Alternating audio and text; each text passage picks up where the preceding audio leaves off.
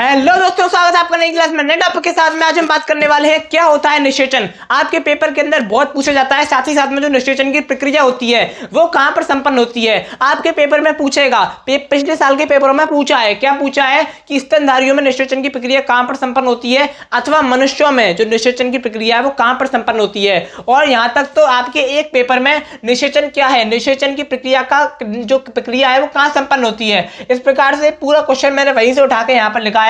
हो सकता है निषेचन पूछ ले या उसकी प्रक्रिया कहां संपन्न होती है ये पूछ ले, या फिर दोनों चीजें पूछ ले, ठीक है ना। साथ ही साथ में अंतरारोपण क्या होता है ये भी आपके इससे जुड़ा टॉपिक है और इंपोर्टेंट है, एक नंबर में पूछा जाता है। तो हम आज इन तीन चीजों को आज की क्लास के अंदर कवर करने वाले हैं और ये चीजें इंपोर्टेंट है आपके पेपर में। मानव जनन जो आपका चैप्टर है उसके अंदर ये चीजें इंपोर्टेंट है, सबसे ज्यादा मानव जनन वाले चैप्टर में एक नंबर में क्वेश्चन पूछे जाते हैं, ठीक है ना। तो आपको पता होनी चाहिए। तो देखो निषेचन क्या है, सबसे पहले समझो, क्या समझो, जो नर होता है, नर में होते हैं शुक्राणु, मादा में होते हैं अंडाणु, ठीक है ना। और जो अंडाणु होते हैं वो कैसे होते हैं, अगुणित होते हैं। शुक्राणु कैसे होते हैं, अगुणित होते हैं। जब ये आपस में मिलती हैं तो युग्मनज बनता है। युग्मनज का मतलब होता है जाइगोट बनता है, और जो जाइगोट होता है वो द्विगुणित होता है, यानी कि 2n होता है। अब समझो किस प्रकार से, ठीक है। जैसे ये हमारा शुक्राणु है, ये हमारा अंडाणु है, ये नर में है, ये मादा में है, ये एन है, ये एन है, यानी कि ये अगुणित है। कैसा है, अगुणित है। जब ये आपस में मिलेंगे, जब ये आपस में मिलेंगे, इनके बीच में संयोग होगा, इनके बीच में क्रॉस होगा, तो क्या बनेगा, 2n बनेगा।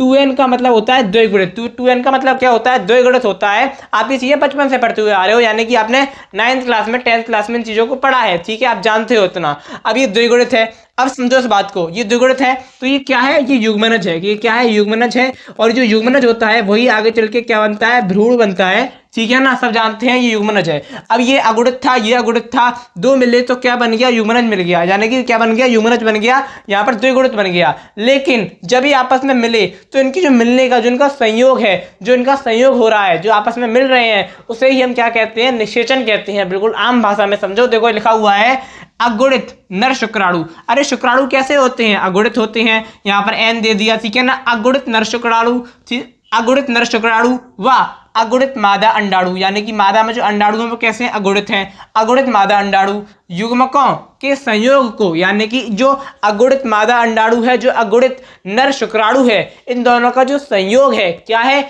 इन दोनों का जो संयोग है, इनके संयोग को ही क्या कहते हैं, हम निषेचन कहते हैं। बिल्कुल यहाँ पर इजी वे में डेफिनेशन को समझाया गया है। क्या होता है निषेचन, तो ये होता है निषेचन कि जो नर शुक्राणु है और जो मादा अंडाणु है दोनों कैसे हैं, अगुणित हैं। दोनों जब संयोग करेंगे तो द्विगुणित हो जाएंगे, और जिस जो संयोग हो रहा है इस संयोग को ही हम क्या कहते हैं, निषेचन कहते हैं। जिसके फलस्वरूप द्विगुणित 2n युग्मनज का क्या होता है, निर्माण होता है। बिल्कुल ज्यादा बिल्कुल साफ शब्दों में लिखा हुआ है यहाँ पर, ठीक है ना। युग्मनज यानी कि जाइगोट का निर्माण होता है, और युग्मनज ही आगे चल के भ्रूण का निर्माण करता है, यानी कि उससे ही भ्रूण बनता है, ठीक है। तो ये होता है हमारा निषेचन। अब समझो स्तनधारियों में या फिर मनुष्यों में निषेचन की प्रक्रिया फैलोपियन, यानी कि जो शुक्राणु और जो अंडाणु का संयोग हो रहा है वो कहां पर होगा, वो फैलोपियन नलिका में होगा। इसका मतलब जो स्तनधारियों में निषेचन की प्रक्रिया है वो फैलोपियन नलिका में संपन्न होती है। ये क्वेश्चन आपके पेपर में बार बार पूछा जाता है। मैंने इससे पिछली क्लास में जब मैंने आपको शॉर्ट बताए होंगे तब मैंने आपको बताया होगा कि फैलोपियन नलिका में संपन्न होता है, और आज समझा भी दिया है, ठीक है ना। तो आपको बिल्कुल भी मिस नहीं करना है इस क्वेश्चन को, ठीक है।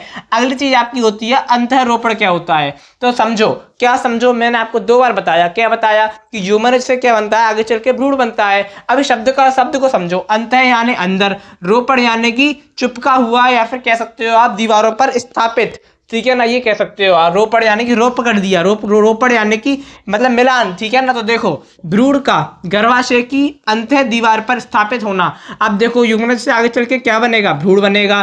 भ्रूण कहाँ होगा, गर्भाशय में होगा। तो भ्रूण का गर्भाशय की अंतः दीवार पर स्थापित होने की प्रक्रिया को अंतःरोपण कहती हैं। यानी कि जो आपका भ्रूण है, जो आपका गर्भाशय है, उसकी दीवारों पर, उसकी दीवार पर क्या रोपित होगा, वहां पर क्या होगा, भ्रूण होगा। तो भ्रूण का गर्भाशय की अंतः दीवार पर स्थापित होने की जो प्रक्रिया है उसे ही हम क्या कहते हैं, अंतःरोपण कहते हैं, ठीक है। आया समझ में, बहुत ही ज्यादा आसान सी चीजें हैं। आशा करता हूँ कि आपके समझ में आ गई होंगी। सबसे पहले हमने पढ़ा निषेचन क्या होता है, कुछ नहीं है, नर युग्मक और मादा युग्मक का आपस में संयोग। निषेचन होता है नर युग्मक भी क्या कैसा है? अगुणित है। मादा युग्मक भी कैसा है? अगुणित है। मादा युग्मक कौन है? अंडाणु है। नर युग्मक कौन है? शुक्राणु है। इन दोनों के संयोग को क्या कहते हैं? निषेचन कहते हैं। निषेचन से क्या बनेगा? क्या बनेगा निषेचन से? युग्मनज बनेगा। युग्मनज कैसा होगा? द्विगुणित होगा, 2n होगा।